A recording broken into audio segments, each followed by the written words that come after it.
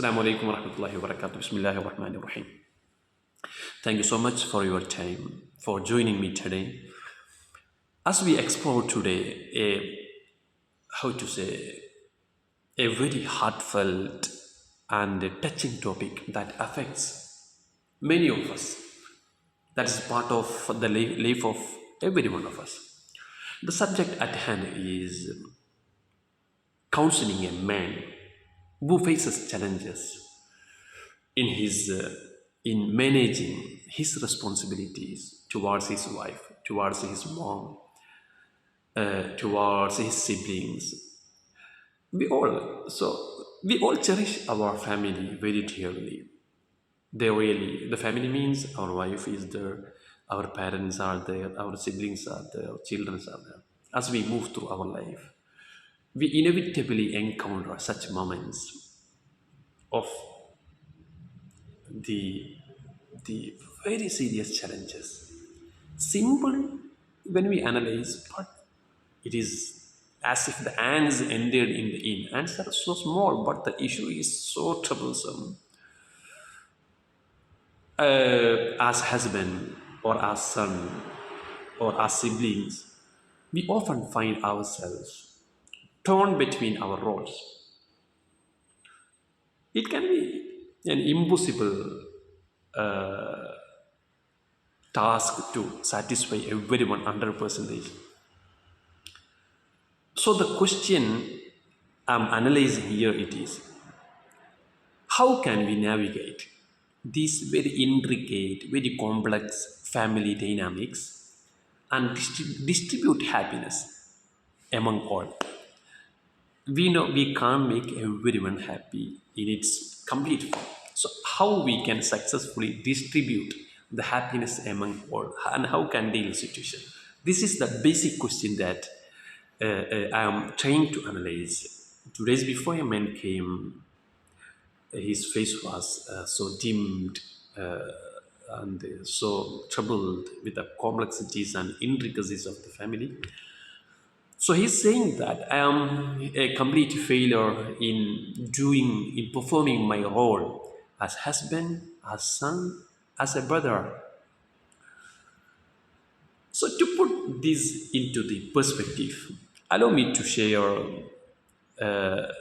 some reflections. His situation actually resonates with the struggles that many of us, me and you, we face in our daily lives.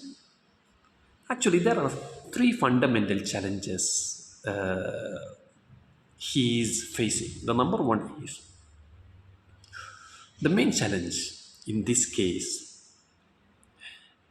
the absence of any, there is no any defined rules or regulations within the family. So everyone has the freedom to talk openly, to to express themselves freely, because they are either husband, either wife, either mom, either siblings. So we are very there are no much formalities. So this is a challenge. There is no any fixed rulings or any regulations inside the family. Everybody will be open, so frank. This is the nature of being family. This is we have no any issue with the trespasses outside our house, no, because we treat them with utmost formalized, with very good formality and regulations. Inside the family, all will talk very openly. This is one challenge we all face, and in the case of the man who approached me, in his case mainly number one. So that's a positive element too, because inside the family it is the place where we can love freely, we can be angry freely with no bounds. That's an amazing thing. So there is negative side and positive side. This is one challenge. Number two, maintaining the harmony and the happiness in our relationships with mom, with wife, with husband, with siblings. It's our profound duty. We will be accountable in front of Allah subhanahu wa ta'ala. So it's our duty not to cause any harm or distress to these loved ones. Their well-being is not only the matter of dunya, but also it is their well-being is the matter of akhirah too. So for us, this is second challenge. We have to tactically manage. It's our duty. Allah subhanahu wa ta'ala made us a duty upon us not to cause harms to your rahim, to your families. It doesn't, not only it is the issue of dunya, but also the issue of akhirah. So this is the second challenge.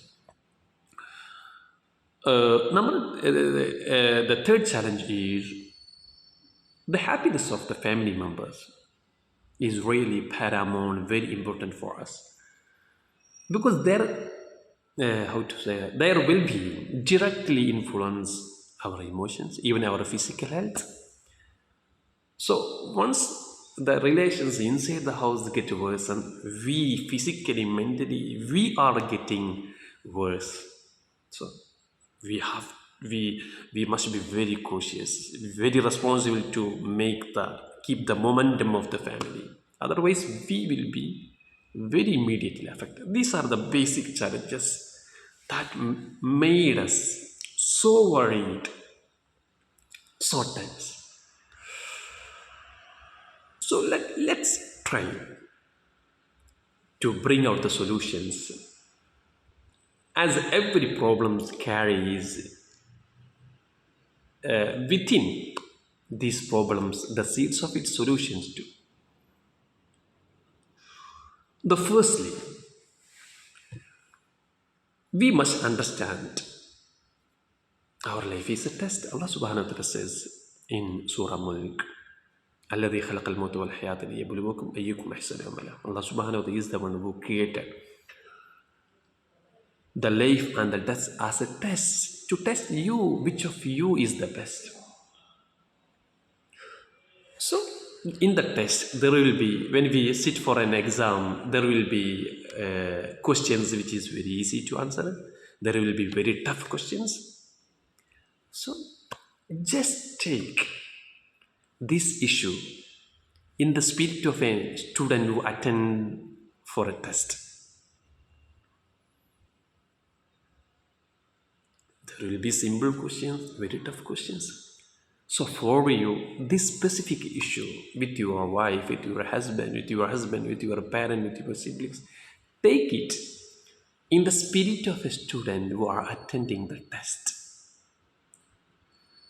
A Muslim, he should spend his time in dunya as a candidate does in the examination hall. The result will be announced in the day of judgment. If the good seed exceed the evil deeds, mashallah, it's great. If the bad deeds exceed the good deeds, it's a failure. So basically, the issues are very normal, the expected ones. So take these all the troubles in the spirit of a candidate attending exam. There will be simple questions, hard questions. Take this as a hard question to focus on, to concentrate on, to take out the point slowly out. Number one, this is the one idea we have to keep in mind when we face this case of challenges. So because Allah subhanahu wa ta'ala itself is saying, dunya is the test, life is the test. So we must expect all these things. Number two, there is a saying of Rasul sallallahu alayhi wa sallam, لا يدخل الجنة قاطع رحم. Those who sever the ties of kinship, the family relation, they will never enter the paradise. The saying of Rasul sallallahu alayhi wa sallam. So making our loved ones happy, it must be our priority, our need. Because their happiness, their goodness will directly impact on our well-being in dunya as well as in akhirah. So we have to be very careful when we deal with these situations, because it is our need to make the things under control. We never lose the situation. Number three, Allah subhanahu wa ta'ala says in the Quran, ما يلفظ من قول إلا لديه رقيب عتيد. Not a word does a man utter, except it is recorded by Raqib and Atid. So the power of silence, we can't underestimate it. The silence is a beautiful tool that is highly recommended by Quran and saying of Rasulullah sallallahu alaihi wasallam.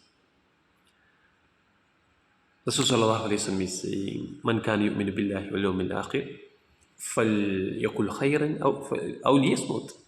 Whoever believe in Allah and in the day of judgment, let him speak the truth. Otherwise, let him keep mum. In the moments of the family conflict, the silence is one of the most potent tool that we can take out to apply. It allows our intelligence to work and our emotions to be under control. And it is highly recommended by Quran, by Hadith. Rasul is saying, if you are a believer, speak good or keep silent. Imam Ghazali rahimahullah is saying, speaking is the silver, silence is the gold. How we can underestimate such a great recommended quality that is given by Allah and Rasul and scholars. So now this is the third solution we have to keep in our mind.